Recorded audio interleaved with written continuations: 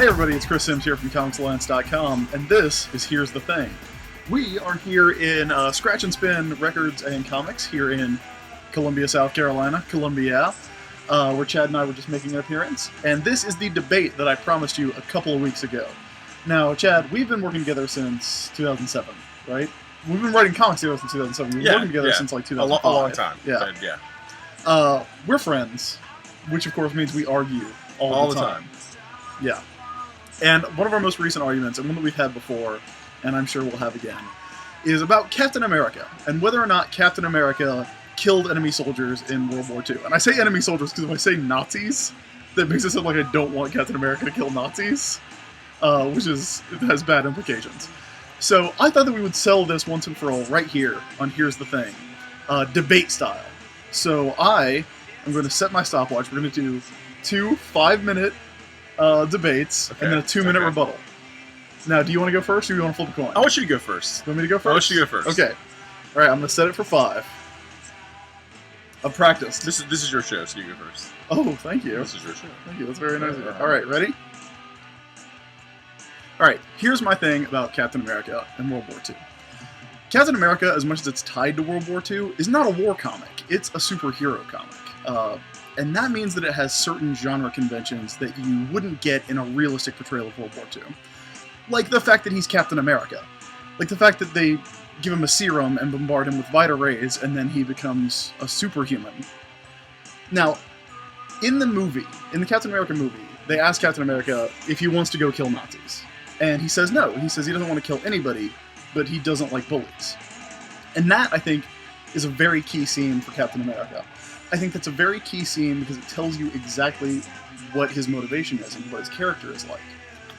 Captain America, Steve Rogers, the 98-pound weakling, if he had been accepted into the army, if he had gone over to the ETO in World War II, I have no trouble believing that he would have taken a rifle and stormed D-Day and killed Nazis and gotten shot and died on Omaha Beach. But when he becomes Captain America, he has other options. He doesn't have to kill anyone because he's Captain America. That doesn't mean he's going to stop the other soldiers from doing their job. That doesn't mean he's going to lecture them about morality, because it is a war, and he is fighting in a war. Even a comic book version of World War II. But what that means is that he doesn't have to. He can charge a machine gun nest with the shield and take all those bullets himself and knock the guys out.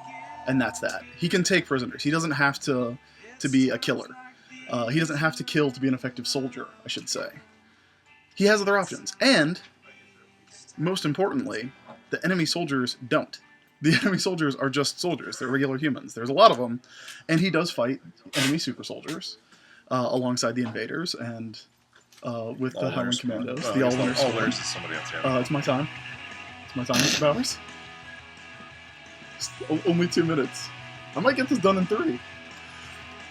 If Captain America, as a superhuman, which I think he is, I think Captain America can jump out of a plane with no parachute, he can run a mile in 4 minutes, he can I guess he runs a mile a minute in the Brubaker run, right? Something like that. My time, Chad, my time. It's my time. If he's punching enemy soldiers to death, then he's the bully. Then he's the guy who is responding with an invisible line of force. Symbolically, I think Captain America is beautiful because he goes to a war carrying a shield. He doesn't carry a gun. He doesn't carry a weapon. His only weapon, his only piece of equipment, is something for defense.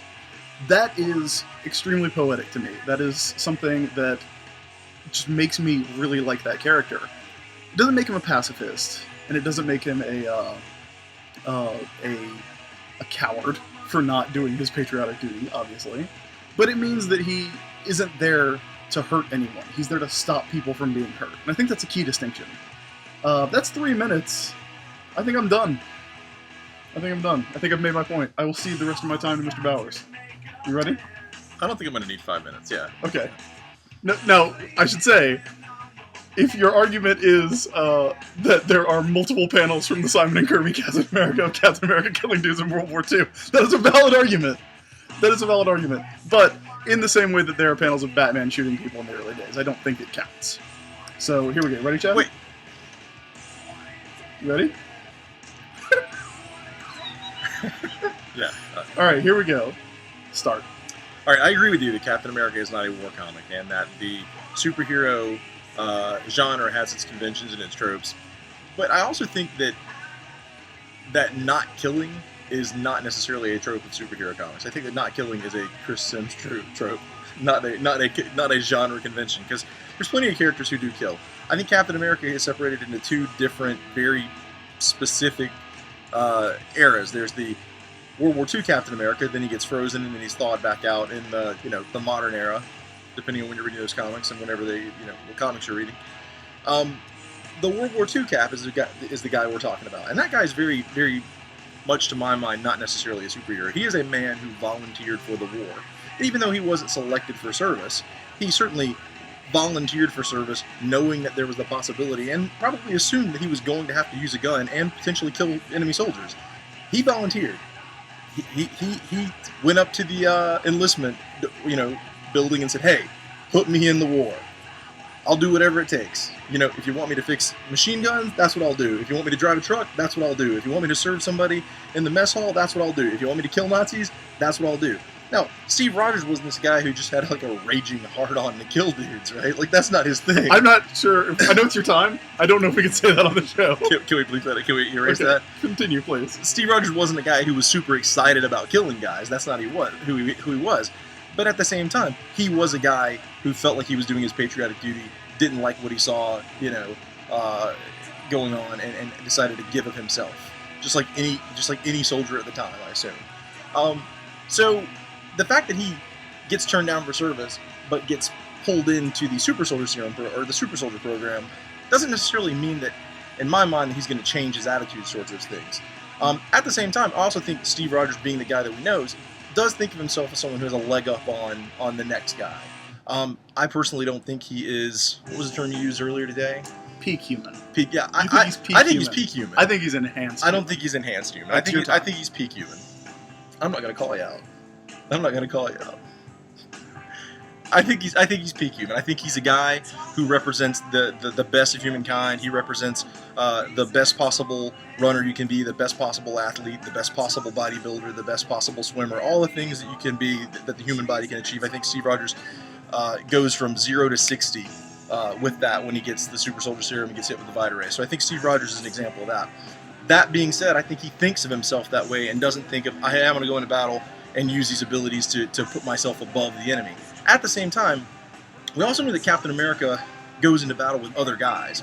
And so while he himself may not be a guy who's like, oh man, I'm going to kill this guy because that's the easiest course of action right now, if another soldier's life is in danger and the only course of action is to take that guy out, Cap's going to do that.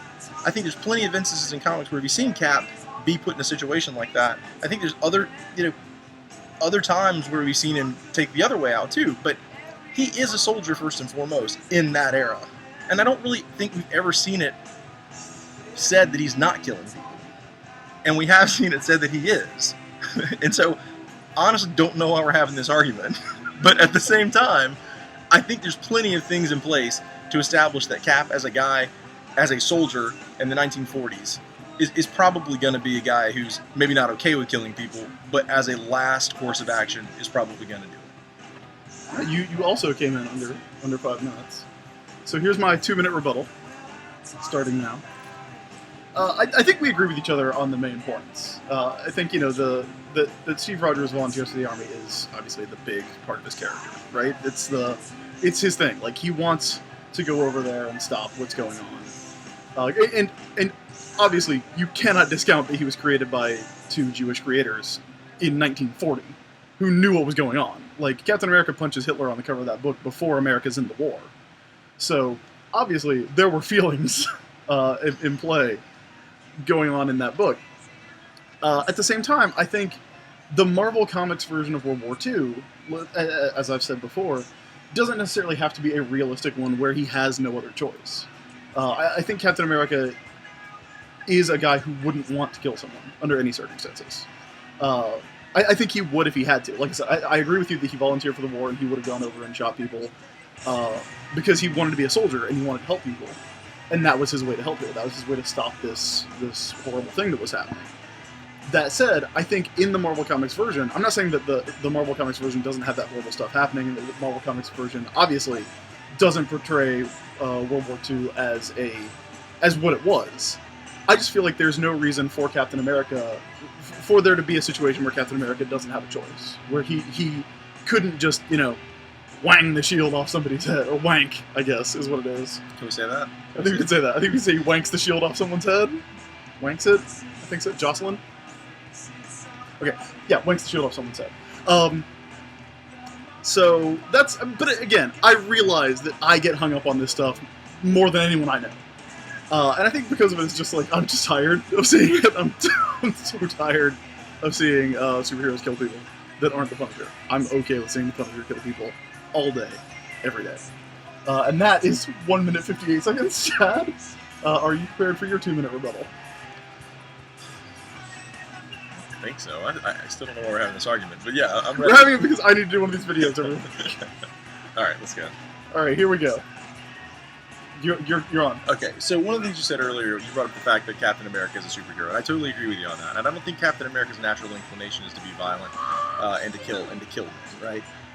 To use that kind of force when he's fighting somebody. But when you think about it, like in the modern era, Cap is fighting dudes who are trying to rob banks, right?